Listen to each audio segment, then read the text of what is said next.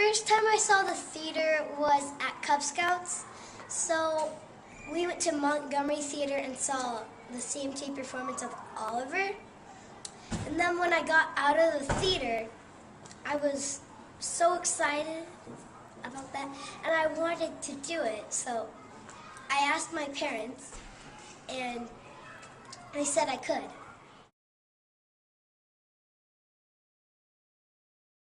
It's a marvelous mixture of dancing, singing, acting, and it's so fun.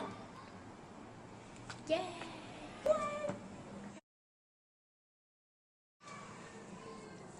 I think that every kid that likes singing or any of that stuff should go and do a performance or watch them. It will put songs in your mind, and it'll just be a fabulous experience.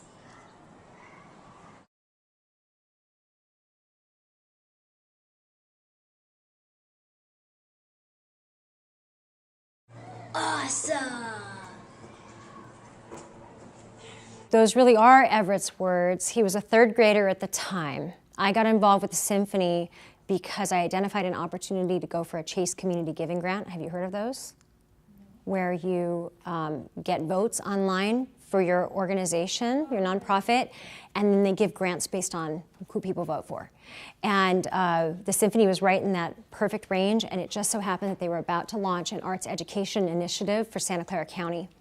And their goal was to be able to provide arts, a live professional arts performance for every single third through sixth grader in the entire public school system in our county. That's a pretty big, lofty goal, but if you know anything about public education, pretty much the arts are gone. And it's a real travesty because the arts are critical in developing creativity and all of the things that are so important in today's workplace and beyond. And so this just happened to be perfect timing, and they decided, we sort of forced the launch of this program. They decided to call it Art Spark, because what they wanted to do is spark a love for the arts with kids who may not have ever been to a professional performance before. So I went out seeking stories, started with people I know and said, hey, do you have, I started with my choir, and I got up there and I announced to everyone, anybody have a story about that moment that they knew they wanted to sing, or they knew they wanted to play an instrument, or they knew they wanted to be a visual artist?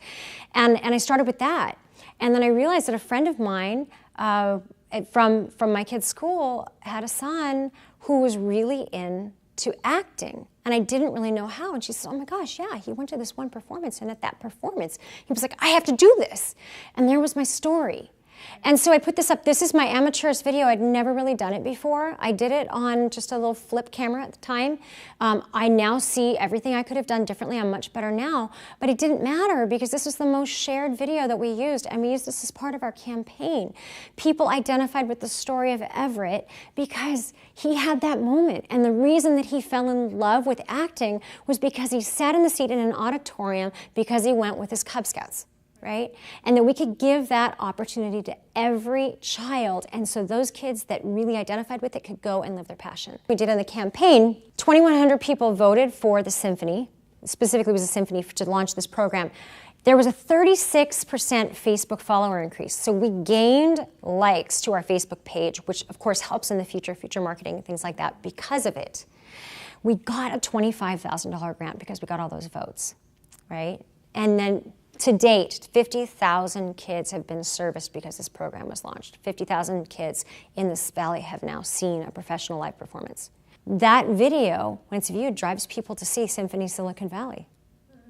Still, it's perpetual, and it's been over 2 years. So think about the ability for stories to drive people to what you do. And what this speaks to is the power of storytelling. When you tell the story of a human being and you focus on that one, like Mother Teresa said, you tell that story, you bring people to you and in with you, and they want to be a part of what you're doing. They want to donate their money. They want to volunteer their time. They want to tell their friends about it because they identify with it and they feel. And when people feel, that's when they act.